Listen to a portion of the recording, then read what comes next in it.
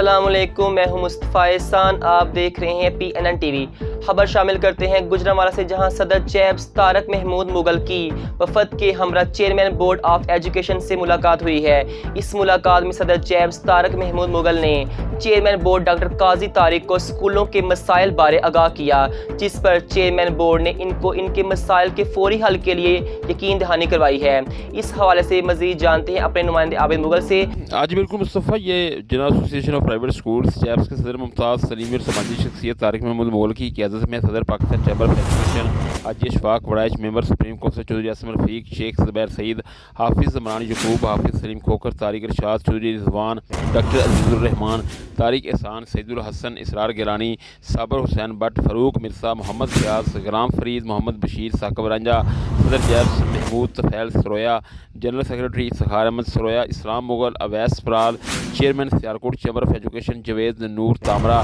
صدر Pakistan chamber of education Sialkot Amir Yousuf, general secretary Muhammad Atif وڈسکا سے پاکستان چیمبر آف ایجوکیشن کے صدر سیف اللہ بٹ، گجرات سے چودھری تسلیم احمد اور چودھری عثمان طارق نے چیئرمین بورڈ سے تفصیلی ملاقات کی ہے۔ صدر چیبز طارق محمود مغل کی قیادت میں چیئرمین بورڈ ڈاکٹر قاضی طارق محمود سے ملنے والی اس وفد سے گفتگو کرتے ہوئے چیئرمین بورڈ کا کہنا تھا کہ پرائیویٹ اسکولوں کو بورڈ سے الحاق کرنے میں مزید آسانیاں پیدا کی جائیں گی، اسمارٹ سلیبس کی طرح اسمارٹ فارم بھی بنائے جائیں گے اور آئندہ تمام اسکولوں کو الحاق سرٹیفکیٹس اور طلباء کے رزلٹ کارڈ کی فراہمی کم از کم وقت میں ممکن بنانے کی بھرپور کوشش کر رہے ہیں، جبکہ میٹرک امتحانات اس سال مقررہ تاریخ سے 2 ہفتے قبل شروع کرنے پر غور کیا جا رہا ہے۔ Chairman board of education doctor Tariq Mahmood Qazi کے ساتھ صدر چیبز طارق محمود مغل کی قیادت میں ملنے والے وفد کے علاوہ بورڈ آف ایجوکیشن سے اسسٹنٹ سیکرٹری جنرل بورڈ محمد طارق، مسعود احمد بہار بھی اس موقع پر موجود تھے۔